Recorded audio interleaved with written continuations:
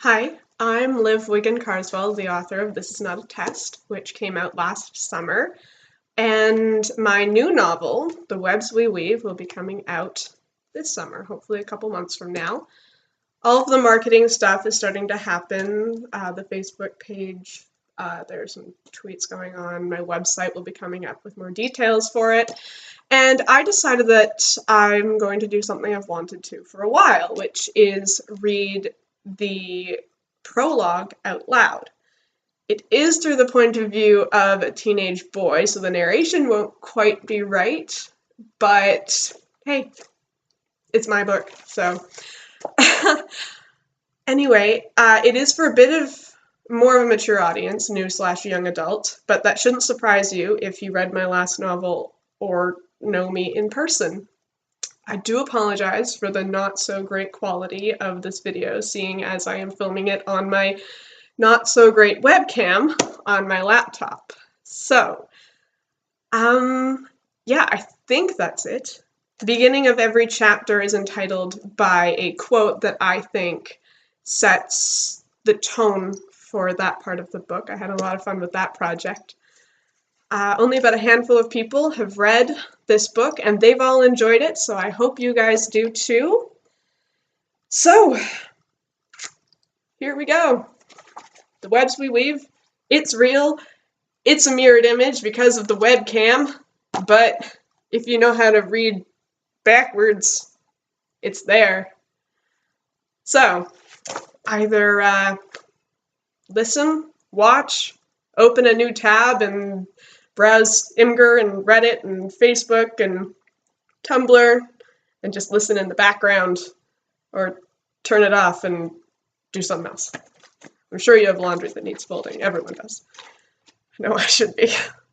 Okay, so, the webs we weave. Oh, what a tangled web we weave when first we practice to deceive. Sir Walter Scott. Prologue. Life is 10% what happens to you, and 90% how you respond to it. Lou Holtz. Dash, age 15. When I get home, everything is quiet. It's a Friday afternoon, which means that my sister should be in her room, changing out of her dancing uniform with music blasting through her new speakers, and Mom should be in the kitchen, starting on dinner. Dad should be getting home soon. He does his best to get home early on Fridays so we can have one family dinner a week. Unfortunately, like 6 out of 10 times, he ends up being late, just like every other night. I don't hear music coming from Sky's room. I don't hear Mom singing to herself in the kitchen or the clattering of dishes. I stand in the doorway of the house and strain my ears for something. Anything. Guys, I call out, sliding my backpack off my shoulders and stepping out of my sneakers. Mom always hates it when I wear my shoes inside. There's no reply. Well, traffic must be bad or something. I head into the living room and throw myself onto the couch. I'm going through a growth spurt right now, more like finally. I hate being the shortest boy in my grade. But I'm always tired and hungry. Mom gets annoyed when I eat so close to dinner time and end up not finishing what's on my plate, so to spare myself from the mom look that she does so well, I close my eyes and am asleep in seconds. I jerk awake over an hour later, and when I sit up, it feels like the house has been empty for years and I've just disturbed the entire place. I make my way up the stairs that lead to mine and Sky's room, Kid's Landing, as Dad calls the 3rd floor. I'm thinking, maybe people came home and just let me sleep. Sky, I say, putting my hand against the wood paneling of her door and push gently. It swings open with ease and I peek inside. It's a mess, as usual, with clothes strewn all over the floor and an unmade bed. No Sky, though. I head back down the stairs. I almost feel the need to tiptoe. Mom? I turn into the kitchen, and it's exactly how it was this morning before I left for school. I stand beside the kitchen island and take the room in. The coffee maker is still on, courtesy of Dad. The cereal box is still on the table, thanks to Sky, no doubt, and the dishes are in the drying rack. Mom never uses the heavy-duty dishwasher that Dad bought her last year. She says that cleaning soothes her. How cleaning could possibly soothe someone is beyond me, but hey, whatever works, right? Everything is exactly how it should be, but something is definitely wrong. Behind me, the fridge turns on, and I jump a good 3 inches. I let out a Jesus and place a hand over my racing heart. Don't do that, I snap at it. At a loss for what to do, I sit down on the kitchen table, something Mom hates, and wait. I'm not sure what I'm waiting for, but I'll just sit here until someone gets home and explains why no one is home. Finally, I hear the front door open and Dad say my name. His voice sounds like how the house feels. Off. Yeah, Dad? I walk to where I knew he was waiting for me. He's standing beside my backpack and staring at something over my shoulder. His eyes, blue like mine, are empty, low for something that can only be described as agony. The last time I saw him look like this, my aunt had just died. My steps slow when I see them, and I start shaking my head. Dad? He doesn't say anything. Dad, where's Sky? No audible reply, but his face crumples. Dad? Dad, where's Mom? Suddenly, as if he were a marionette and his strings had just been cut, Dad's knees buckle, and he falls to the floor. He sits on his hands and knees, his shoulders shaking. I can tell he's crying, but he's not making any noise. I know why he's crying, but I won't believe it until he tells me. If he doesn't say it, it isn't true. After a minute or so, Dad sits back on his heels and looks up at me, his face blotchy and red.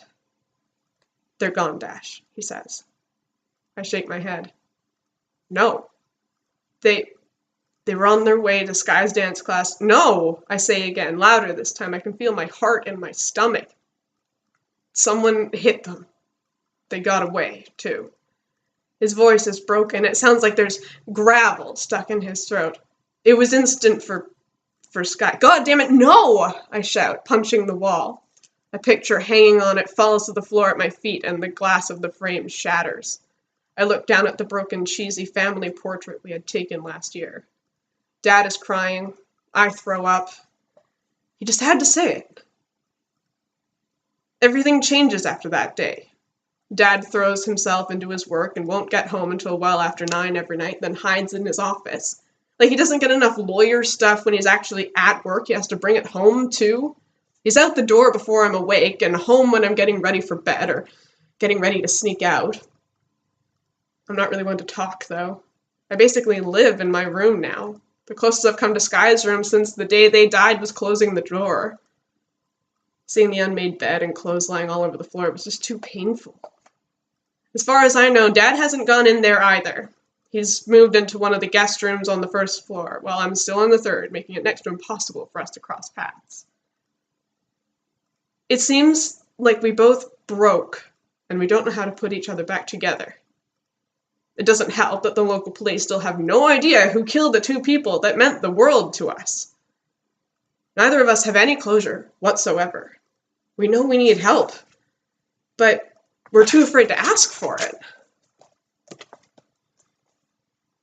Dash, age 17. Man, you need to forget that bitch, my best friend Nathan yells in my ear. She's not worth your time or moodiness. He hands me another beer and pours himself out of the keg that we're standing beside. Nathan is the token minority of our graduating class, the tallest, buffest, blackest guy in the entire town, yet he acts like a loud, very wannabe white frat boy. When I say that he is the tallest person in town, I'm talking 7 feet tall.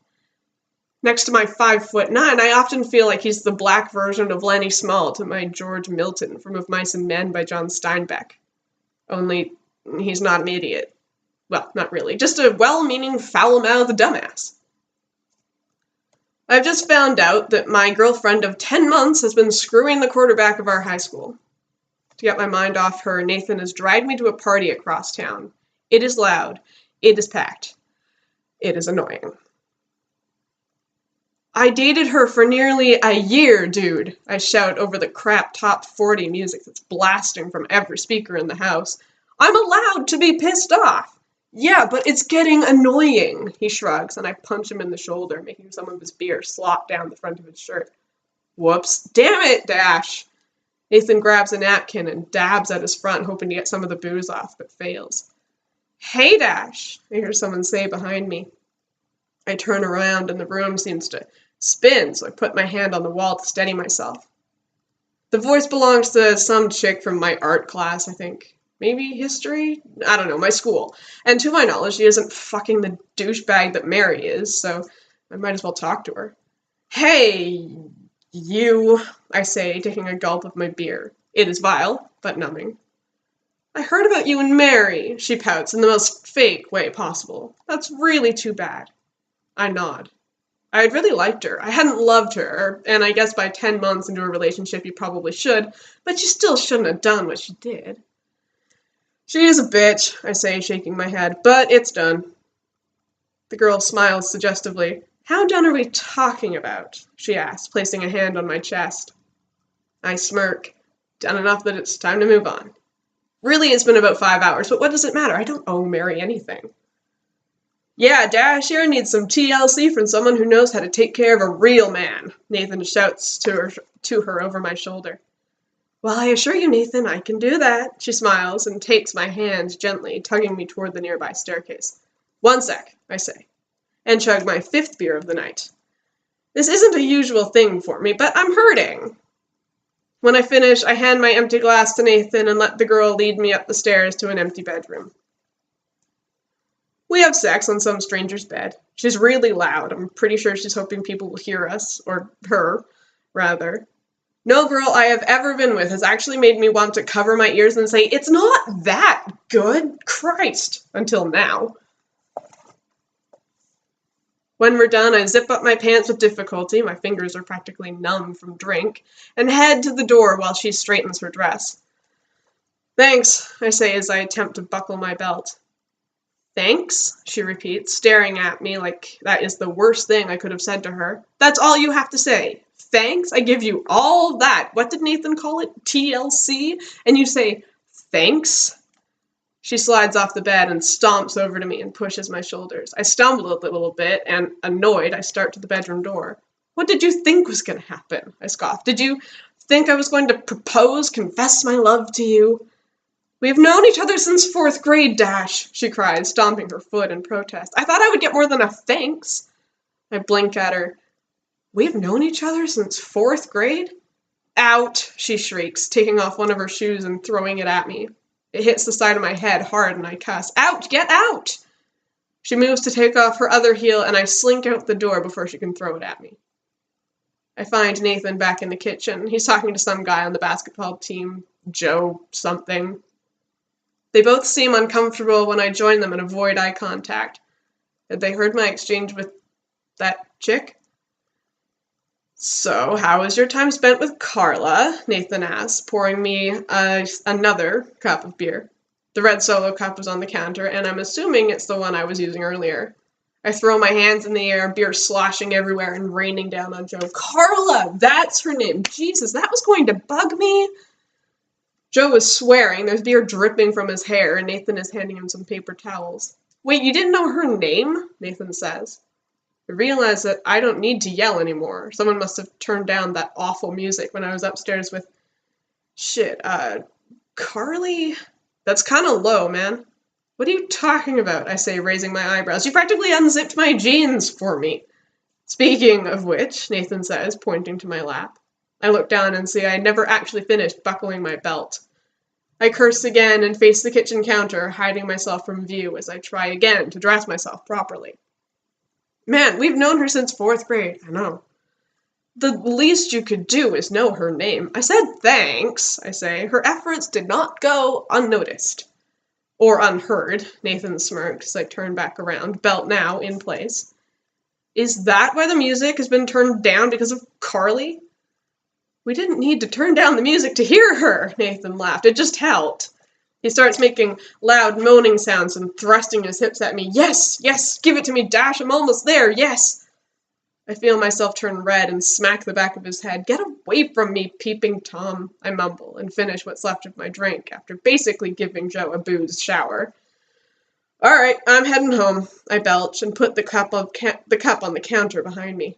All right, I'll call you a cab, Nathan says, flitting a glance at Joe and pulling out his phone. I wave a dismissive hand. Nah, man, I'm good, I say, pulling out my keys and starting to walk away. I'll see you tomorrow. Fuck no, Nathan says, grabbing onto my shoulder and dragging me back to him. You're a drunk asswipe, you can't drive.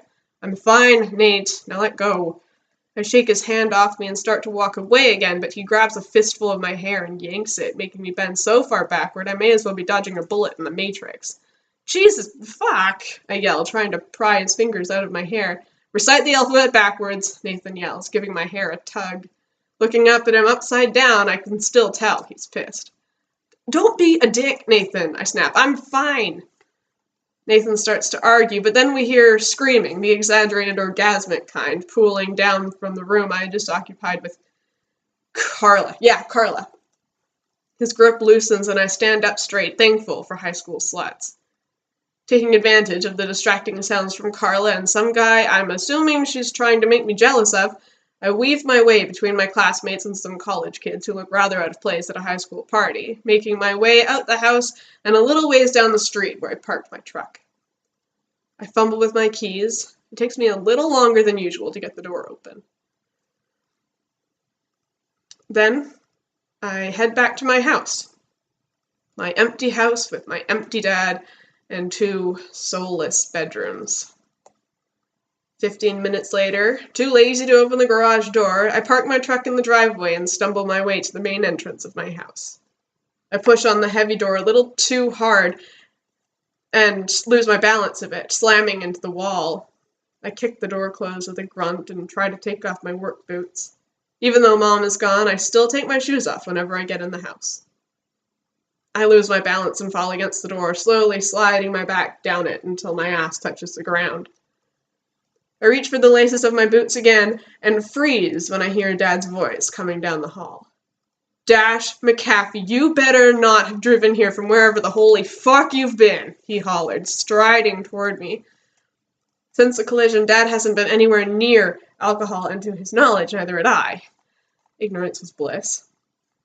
Not at 2 in... Dad, I thought you'd be at work, I say weakly, carefully getting to my feet.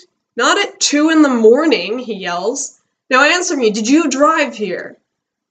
I want to lie so badly. I want to say that Nathan drove me home. I want to say I hadn't been drinking. Unfortunately, alcohol is like a truth serum to me. Yeah, I grumbled. Yeah, I did, but I'm good. Dad shoves me. He has more strength than Carla did. I end up against the door. You drove home drunk after what happened to Sky and your mother? He shouts, spit flying from his mouth. Dad, you could have killed someone. I thought I raised you better than that. I can't help it. I bow up to him. How could you think that when you haven't even looked at me in years? Mom and Sky died, but I may as well have with the amount of attention I get from you. I am your father. Don't you dare talk to me like that. Act like a fucking father and I won't, I bellow. Dad breaks. A different way, this time. For the first time in my life, Dad hits me. He punches me square in the jaw. I slam into the wall again and stare at him in shock. I expect to see some kind of remorse, but he's pointing to the stairs that lead to Kids Landing. You have 10 minutes, Dad growls. Pack a bag and get out of my house. Dad, 10 minutes, Dash. He crosses his arms and watches me climb up the stairs. When I get to my room, I pull out my phone and call Nathan, putting him on speakerphone so I can pack and talk at the same time. Hey, dickwad, he answers. Get home okay? No, I choke, pulling my gym bag out of my closet and shoving some clothes in it. Shit, what happened? Are you okay? I relay the story to Nathan while grabbing things I figure I'll need and tucking them into my backpack. So I need a place to stay, I finish. Nathan heaves a sigh on the other line. Fuck, man, yeah, Joe's just driving me home now. We'll swing by and pick you up. I swallow hard and croak. Thanks. See you in like 5 minutes. We end the call. Dad is waiting for me by the door. He watches me come down the stairs with my backpack slung over one shoulder. I'll be staying at... I don't care. Dad's voice is cold and empty, like I'm not even worth the effort to put bitterness on his tongue. He closes the door in my face. End of the prologue. Although it is kind of depressing, that doesn't mean that the book doesn't get happier, which it does. So I hope you enjoyed it. I really do. I would love and appreciate some questions or comments, whether good or bad or relevant. Please, I'd love to hear from you guys. I still have a little bit of time to edit, and if you guys have any suggestions, that would be great. I know there's some swearing in there, but it's for character's sake, not because of fun. It's for emphasis. Anyway, yeah, I really, really hope you enjoyed it. If you want to hear more, let me know, and I'll see if I can find some other bits to read out loud without spoiling anything. So, yeah, I'll upload this when I figure out how, and I hope to hear from you guys. So, have a great day, and thanks for listening.